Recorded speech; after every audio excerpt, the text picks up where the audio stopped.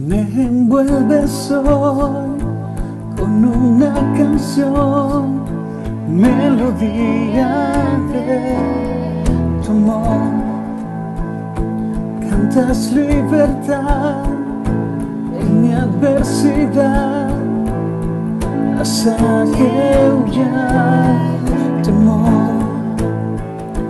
Ya no soy esclavo del temor, que soy hijo de Dios. Ya no soy esclavo del temor, que soy hijo de Dios.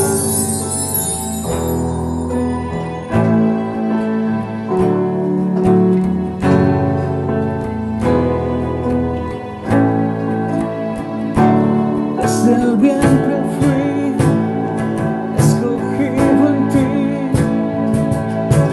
me llamo el amor. De nuevo nací, recibido en ti, tu sangre en mí fluyó. Ya no soy esclavo del temor, que soy hijo de Dios. Ya no soy esclavo del temor, que soy hijo de Dios.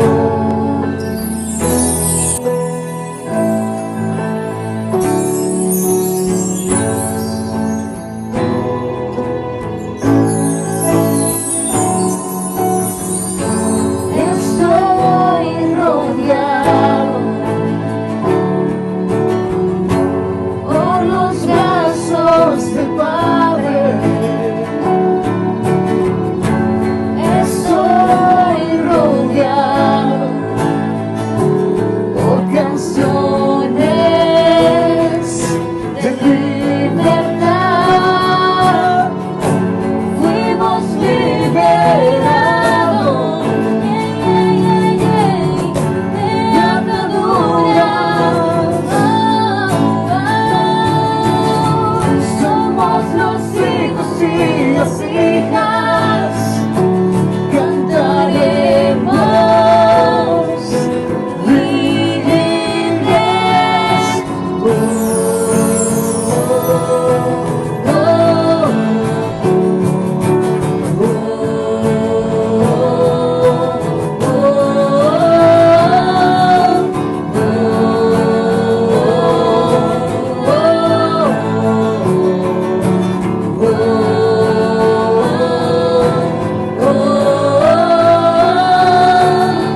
Abriste el mar para que yo camine, tu amor robó todo el temor. Me rescataste y yo cantaré, yo soy hijo de Dios. Abriste el mar para que yo camine, tu amor robó todo el temor. Me rescataste y yo cantaré, que soy hijo de Dios. Yo soy hijo de Dios. Yo soy hijo de Dios.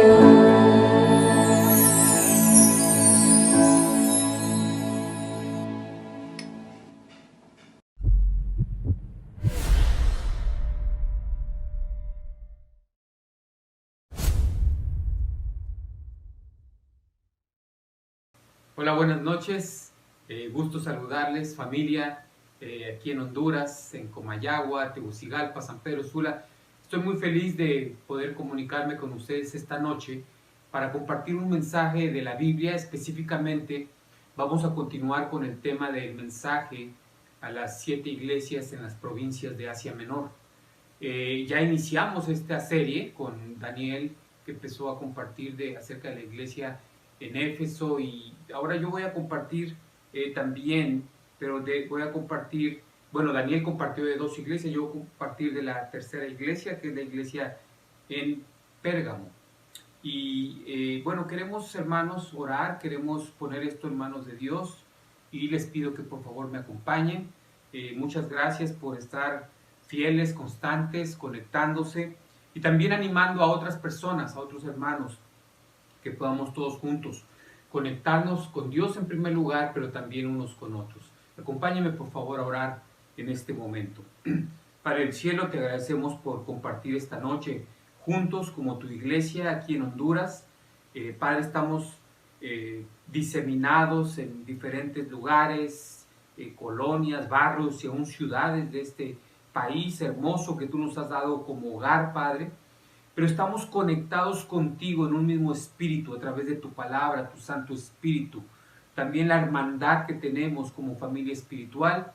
Y Padre, pedimos que protejas tu iglesia, que bendigas tu iglesia, Señor. Pedimos, Padre, que por favor sanes a tu iglesia y cualquier persona en el mundo entero, Padre, que ocupe de tus milagros, de tu poder, Padre. Oramos por ellos. Muchas de estas personas en necesidad, nosotros no los conocemos, pero tú sí los conoces, Padre. Hay necesidades físicas, espirituales, emocionales, económicas. El mundo está viviendo una situación muy complicada. Y Padre, queremos rendirnos ante ti, Señor.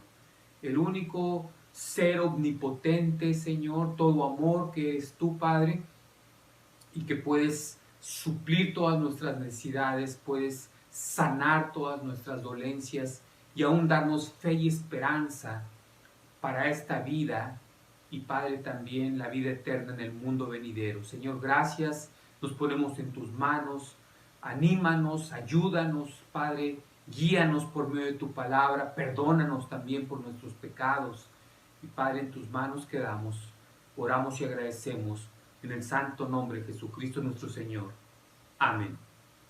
Bien, hermanos, pues mi mensaje esta noche, el que me corresponde compartir con ustedes, es el mensaje a la iglesia de Pérgamo. Este es el tema que nos ocupa esta noche.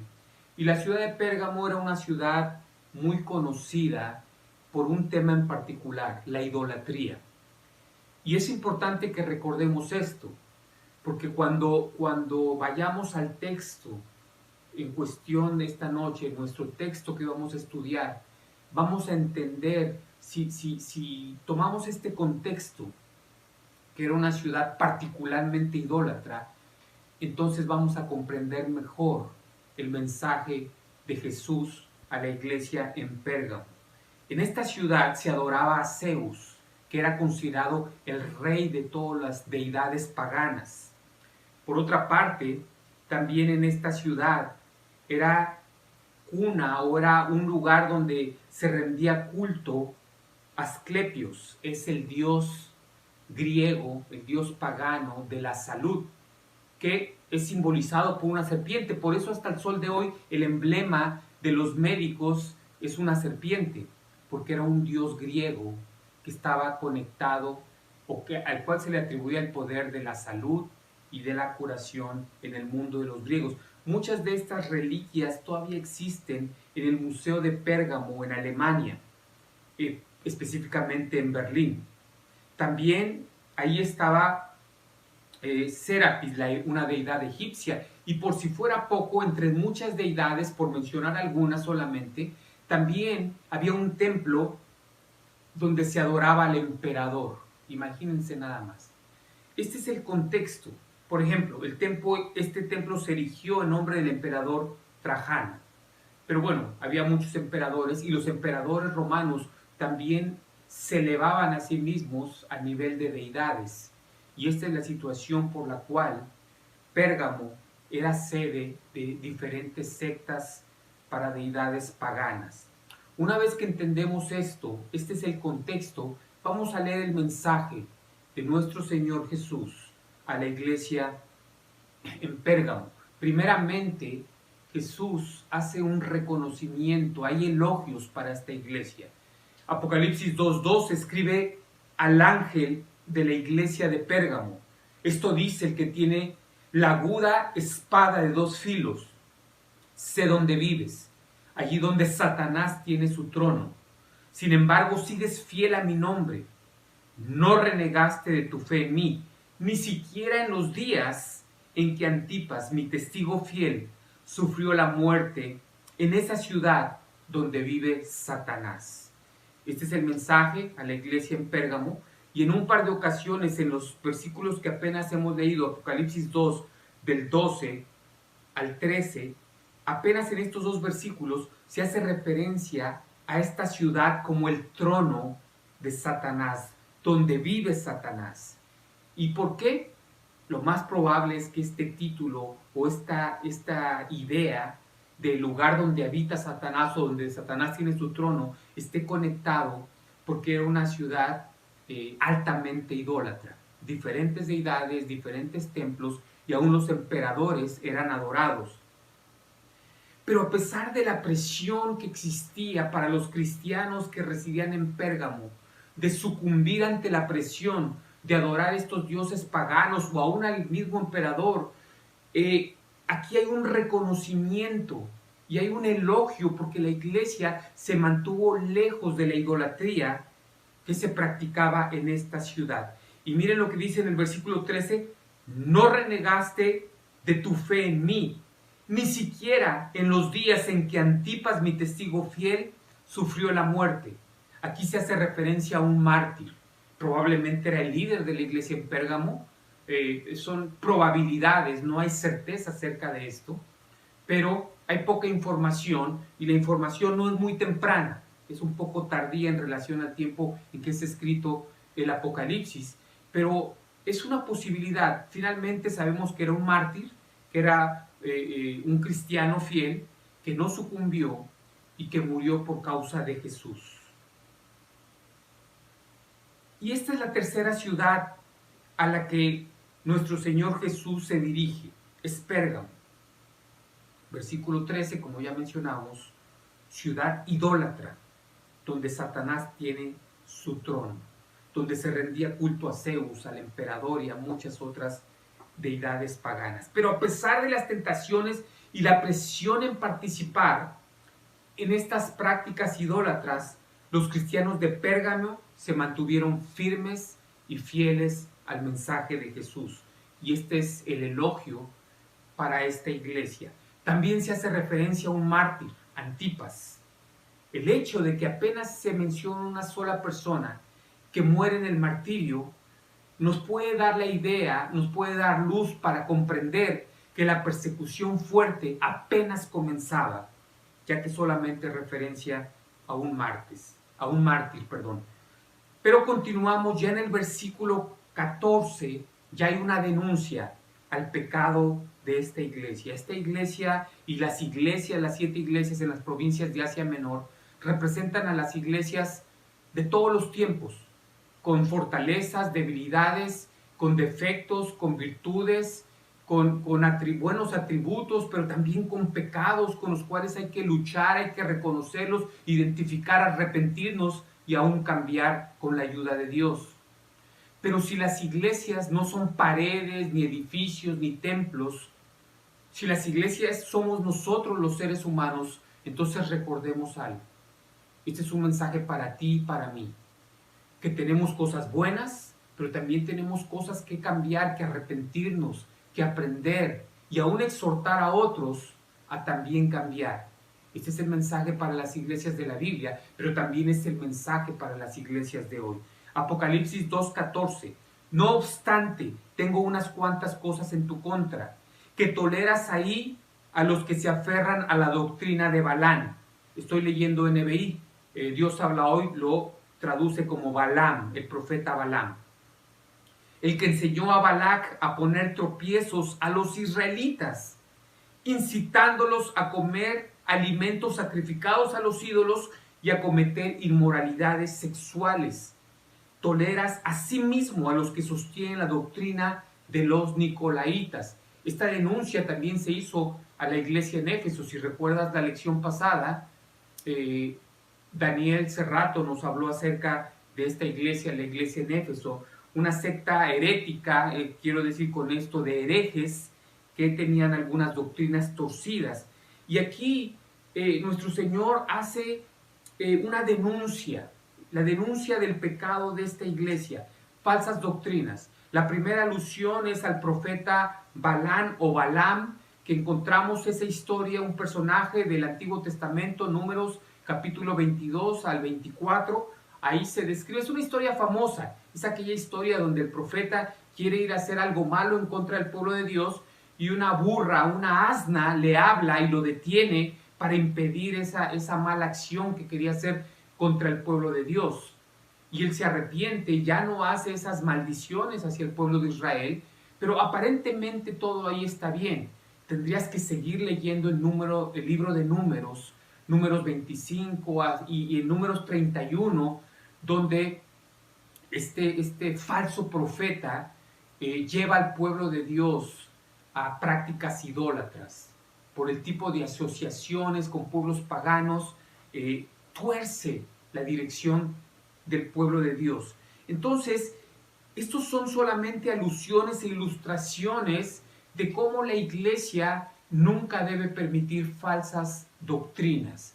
Y con esto, hermanos, hermanas, amigos, familia, no debemos confundirnos. Eventualmente entre los cristianos puede haber discrepancias de opiniones y habrá discrepancias de opiniones, pero aquí no estamos hablando de opiniones, aquí estamos hablando de la sana doctrina, de la infalible palabra de Dios. Esa no puede ser negociada. Y no debemos permitir que ningún Balaam, ningún Balac, ningún Nicolaíta inserte o filtre dentro del pueblo de Dios doctrinas falsas. ¿A qué se refiere esta denuncia específicamente? Bueno, el texto lo dice, el texto que estamos leyendo en Apocalipsis 2:14, dice que enseñó a Balac a poner tropiezos, piedra de tropiezo, un pecado condenado en el Nuevo Testamento por Jesús mismo. Ay de aquel que sea una piedra de tropiezo, que sea causa de que otras personas pequen o se alejen de Dios. Pero ¿qué es específicamente lo que este texto cita? Incitándolos a comer alimentos sacrificados a los ídolos, es decir, idolatría e inmoralidad sexual, que en muchas partes de la Biblia estos pecados van de la mano, idolatría e inmoralidad sexual, porque una vez que las personas se desvían del Dios verdadero, de la adoración al Dios verdadero, a nuestro Dios y Señor del universo, y se desvían hacia dioses falsos paganos, muchas otras cosas más se van a corromper. Entonces un pecado lleva a otro pecado, el pecado de la idolatría, de prácticas paganas, idólatras, también lleva muchas veces a prácticas de inmoralidad sexual. Y también se hace referencia a esta secta de los Nicolaitas. Entonces, retomando la historia de Balaam, lo puedes encontrar, no lo vamos a estudiar hoy, lo mencionamos porque el texto hace referencia, pero tú lo puedes leer en Números 22 al 24. A pesar de su fidelidad en general, la iglesia se había desviado, no quitando esas falsas doctrinas, doctrinas idólatras y doctrinas de inmoralidad sexual, grupos que permitían pecados. Y aquí hay que tener mucha cautela. Los cristianos no siempre vamos a estar de acuerdo en el 100% de las cosas, pero sí debemos estar de acuerdo 100% en la doctrina que obtenemos a través de la palabra de Dios. Entonces, esta es la denuncia para Pérgamo, versículos 14 al 16, toleró los falsos profetas, doctrinas idólatras y doctrinas de pecado, de inmoralidad sexual. Es difícil apreciar la influencia negativa de este profeta Balaam del Antiguo Testamento, pero solamente si tú estudias algunos pasajes correlativos a esta historia, Números 31:8, Josué 13, versículo 22, segunda carta de Pedro, capítulo 2, versículo 15, Judas, versículo 11, y el texto que estamos estudiando esta noche, que es Apocalipsis 2, solamente entonces vamos a comprender cómo Balaam fue un profeta que desvió al pueblo de Dios de la pureza del mensaje que Dios comunicaba a su pueblo Israel. Entonces, porque si solamente leemos aquella historia donde Balaam quiere ir a maldecir a Israel, pero entonces una asna le habla y lo detiene y lo frena para que no siga con su locura. Y si solamente leemos esa parte, vemos que el profeta se arrepiente y ya no lo hace, pero muchas veces cometemos ese error de leer solamente un segmento de la vida de un personaje y no el cuadro completo, donde vemos que efectivamente Balaam representa, es como Judas, alguien que traiciona al pueblo de Dios. Pero por eso es importante que leamos todos los textos que tienen que ver con una historia y no solamente versículos o capítulos aislados. Realmente la influencia negativa de este profeta es evidente si tomamos todos estos pasajes que están relacionados. Los nicolaitas, bueno, era una secta herética. Algunos piensan que esta secta fue iniciada por Nicolás, uno de los diáconos que se levantan a servir en Hechos capítulo 6, pero esto es una especulación. La evidencia no es tan fuerte como para decir que fue un apóstata. Algunos se pronuncian en este sentido, pero aparentemente la evidencia no es tan sólida de que este Nicolás de Hechos 6 fue un apóstata y comenzó esta secta herética. Realmente esto también podemos caer en el terreno de la especulación y hay que tener mucho cuidado. Hay dos posiciones. Este Nicolás inicia esta secta, otros que dicen no, que la evidencia es pobre. Pero en cualquier caso, ya sea lo que tenemos que tener claro es que la denuncia para la iglesia en Pérgamo es no aceptar doctrinas torcidas que lleven a la gente a pecar. Eso sí está claro. Y en ese es el mensaje para nosotros esta noche. Apocalipsis capítulo 2, versículo 16. Una vez fíjense estos elementos. Número 1, Jesús comienza elogiando las fortalezas de la iglesia. Número 2, denuncia el pecado que prevalecía en esa iglesia. Número 3, llama a un arrepentimiento. Apocalipsis 2:16. Por lo tanto, arrepiéntete. De otra manera iré pronto a ti para pelear contra ellos con la espada que sale de mi boca. Jesús nuestro Señor nos llama como iglesia todo el tiempo a arrepentirnos. Pero también tomamos una gran lección. Jesús anima, elogia, exalta las fortalezas de la iglesia, pero también puntualiza en las debilidades. Y después, como un tercer elemento, llama a las iglesias a un arrepentimiento. Y el arrepentimiento solamente es genuino cuando genera cambios. Esto lo aprendemos precisamente en la palabra de Dios. De lo contrario, hay un juicio. Y de pronto a ti para pelear contra ellos con la espada que sale de mi boca. En Apocalipsis, ¿qué representa esa espada que sale de la boca de Jesús? Bueno, en Apocalipsis y en muchas partes de la Biblia, la espada representa la palabra de Dios. En la mayoría de los casos, Jesús ha mencionado elogios por las congregaciones a quien dirige estas 7 cartas.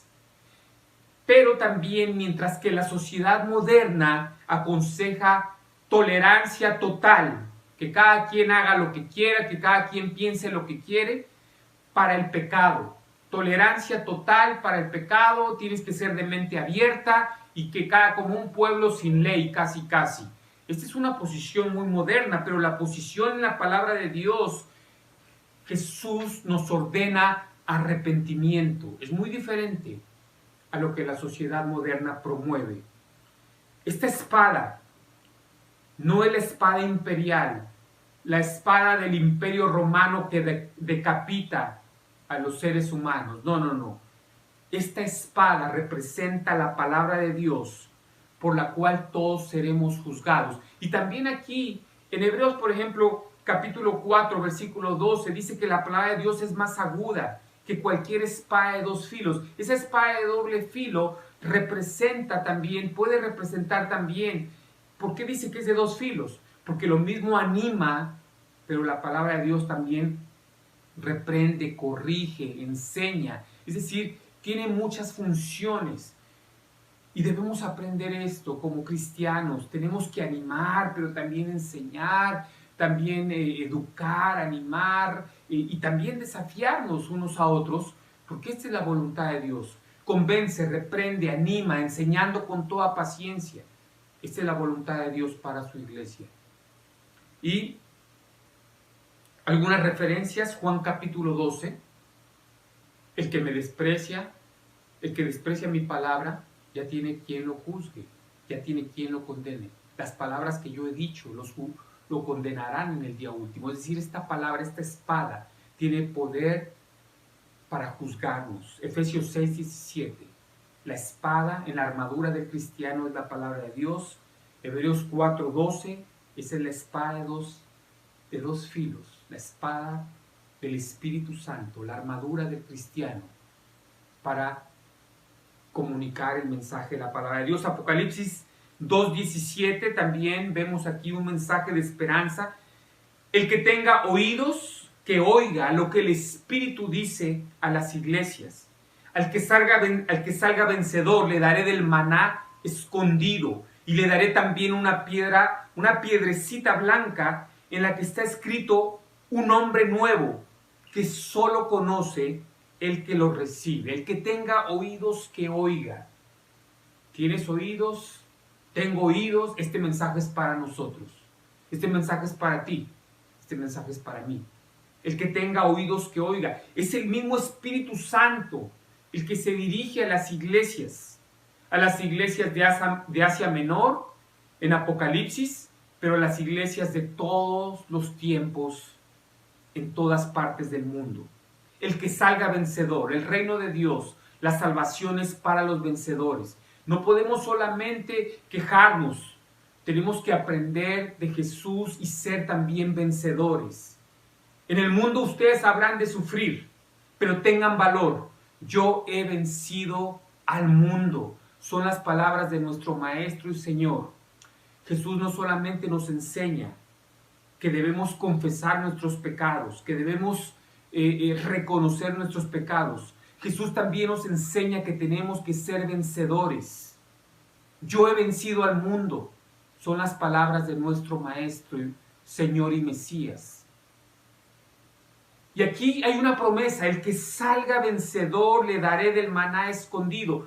El maná en el Éxodo representaba el pan, el alimento físico, el pan que venía del cielo para que Israel sobreviviera en el Éxodo, en su camino a la tierra prometida. Pero en el Nuevo Testamento, Juan capítulo 6, Jesús es el pan de vida. Éxodo, el maná era un pan físico. Pero en Juan capítulo 6, Jesús es el pan de vida. Y el que come de este pan nunca más volverá a tener hambre, porque es un pan de vida eterna.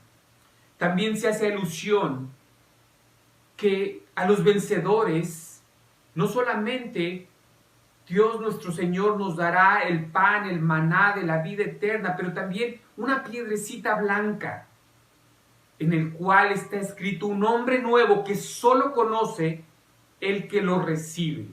El que tenga oídos, que oiga. Escucha esto, por favor. No puede y no escuchará la verdad un hombre sin oídos. Pero tú y yo sí tenemos oídos. Hasta que tenga oídos, hasta que esté dispuesto a escuchar, no tiene mucho sentido instruirlo.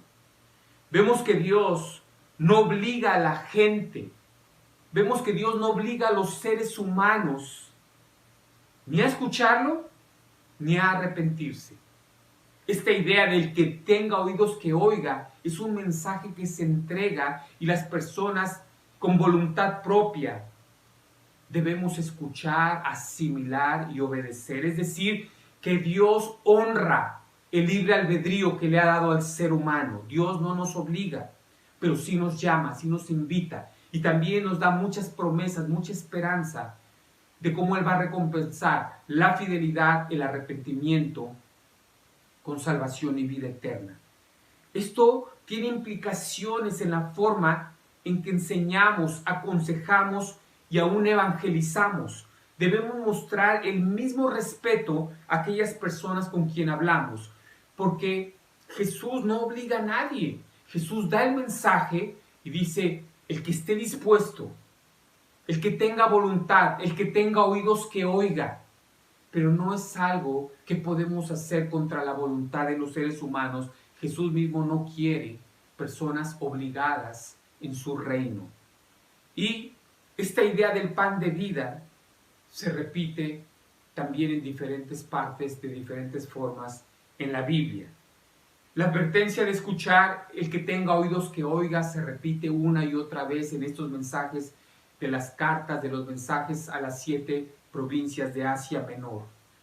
El maná, pues como les decía, es una referencia a Éxodo 16, Juan capítulo 6, pero sabemos que esto apunta a Jesús, nuestro Señor y Mesías, el pan de vida eterna. La piedra blanca, la piedrecita blanca, tiene múltiples alusiones, posibilidades, diferentes interpretaciones. Estas piedritas se usaban un pase a un evento teatral en el mundo activo de los griegos y de los romanos.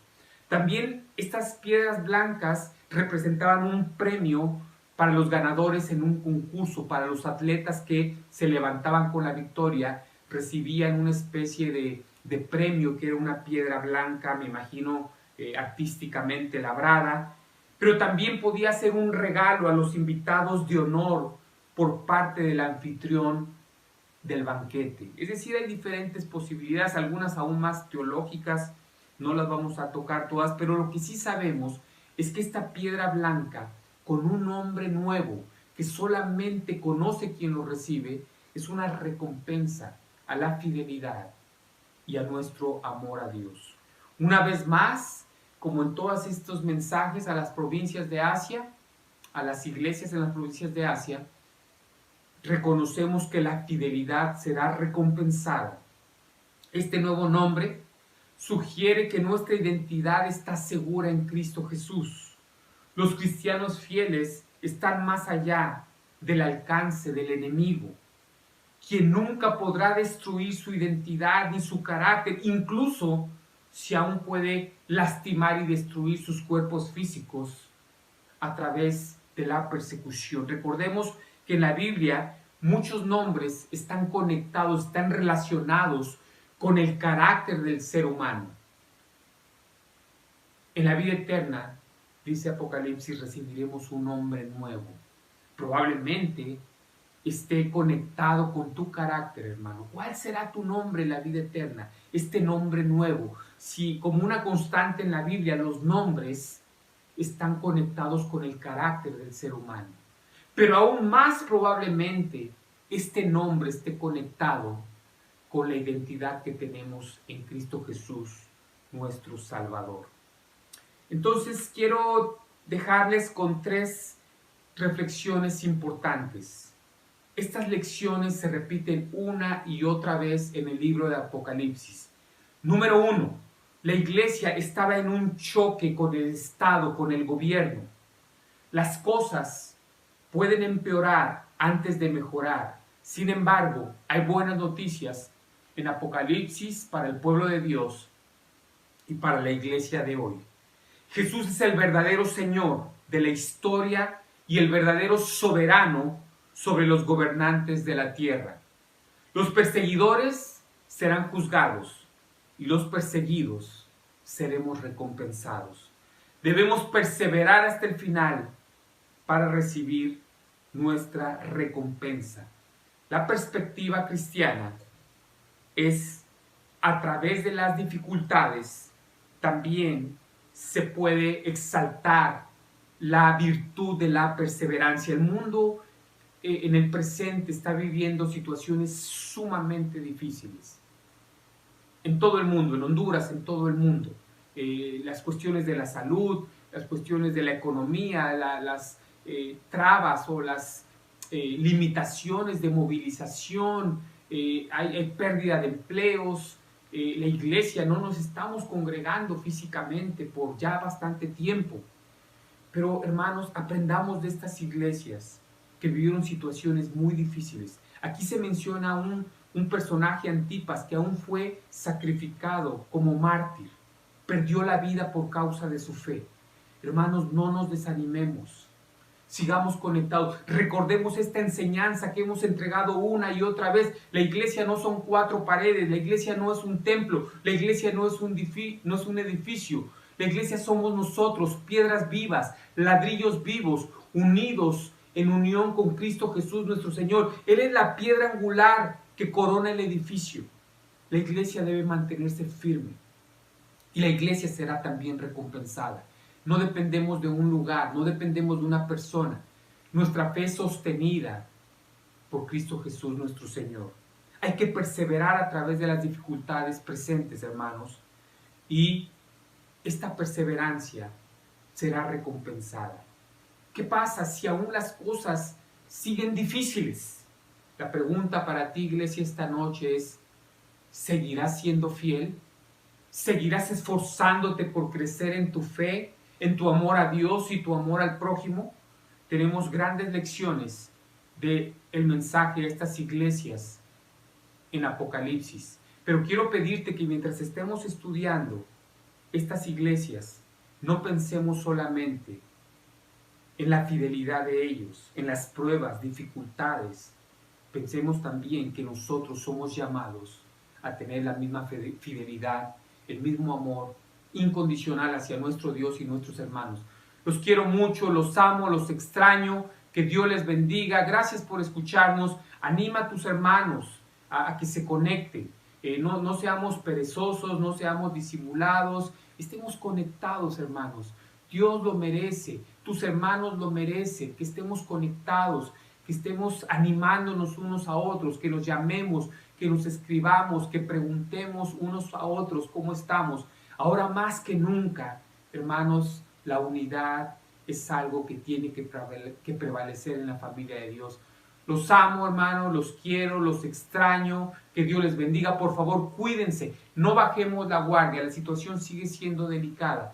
Estemos atentos a lo que dicen las autoridades. Como cristianos no podemos ni debemos ser egoístas. No pensemos solamente en lo que yo quiero o a mí me gusta. Yo quiero salir, yo quiero congregarme, yo quiero hacer fiesta. Pensemos en el bien común. Pensemos en el bien de la mayoría, tal como enseña la palabra de Dios. Que Dios les bendiga. Gracias, hermanos. Y podemos también estar conectados y escucharnos muy pronto. Muchas gracias por escucharme.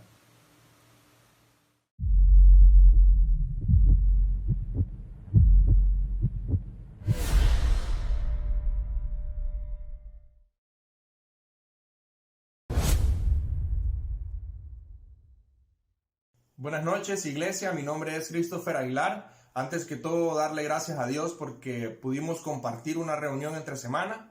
Hoy tengo la oportunidad de compartirte los avisos. El día sábado 31 tendremos nuestra última conferencia del mes, impartida por Francisco Ramos, que está titulada Emprendimiento. Esta será por la plataforma de Zoom, así que estar pendiente del link de nuestras iglesias locales. Para el día domingo 1 de noviembre tendremos nuestro servicio dominical por esta vía en Facebook Live, así que estar pendiente de la transmisión. Y también aprovecho para que oremos por la ofrenda del más necesitado. Acompáñenme a orar. Buenas noches, mi Dios. Muchas gracias, Padre, por la oportunidad que nos da de escuchar de su palabra, por esta plataforma, por este medio, mi Dios. Le rogamos que siempre ponga en nuestros corazones el deseo de seguir aprendiendo más de usted, mi Dios, y que también nos dé las ganas, mi Dios, de poder ofrendar, mi Dios, para aquellas personas que más lo necesitan, mi Dios. Bendiga nuestra ofrenda y también bendiga, Padre, nuestra iglesia en Honduras. Amén.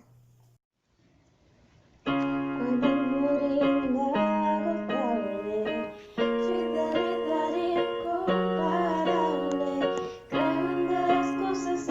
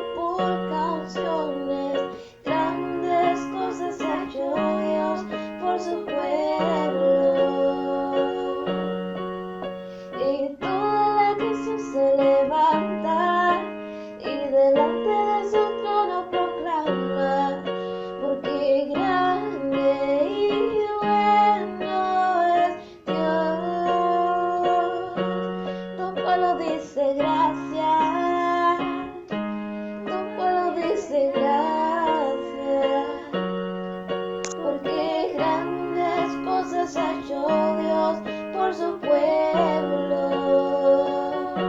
Tu pueblo dice gracias, tu pueblo dice gracias, porque grandes cosas ha hecho Dios por su pueblo.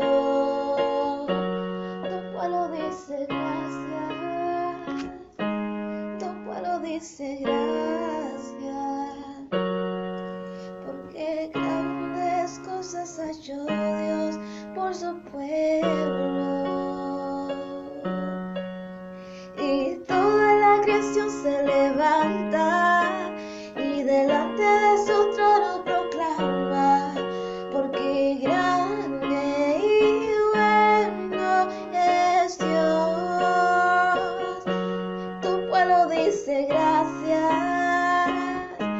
tu pueblo dice gracias, porque grandes cosas ha hecho Dios por su pueblo,